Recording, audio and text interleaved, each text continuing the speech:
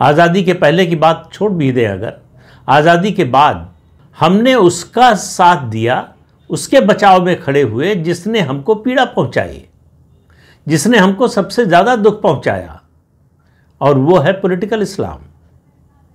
तो पॉलिटिकल इस्लाम के खतरे, इनको जब तक समझेंगे नहीं, इन पर जब तक विचार नहीं करेंगे, इनसे होने वाले देश की एकता, अखंडता और सार्वभौमिकता को जो खतरा है उसको नहीं पहचानेंगे, और उसके विरोध में जब तक नहीं खड़े होंगे, और जब तक इस पॉलिटिकल इस्लाम को एक्सपोज नहीं करेंगे कि इसका असली उद्देश्य क्या है। इसका उद्देश्य कुरान की रक्षा करना, इस्लाम की रक्षा करना नहीं है। इसका उद्देश्य मुसलमानों की रक्षा करना नहीं है। इसका उद्देश्य है जो गैर मुसलमान हैं उनको अपने अधीन करना। इसका उद्देश्य है इस देश का एक और बंटवारा या कई और बंटवारे कराना।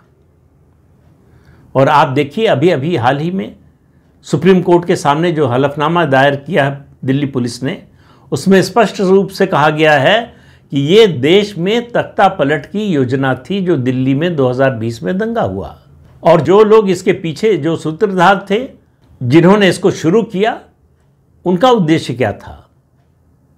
ये तो कोई छिपी हुई बात है नहीं। पीएफआई के बारे में अभी जो बिहार में दस्तावेज पीएफआई के पकड़े गए, उसके बाद उस पर प्रतिबंध लगा, उसमें भी 2047 तक भारत को शरिया कंप्लायंट बनाने की योजना थी।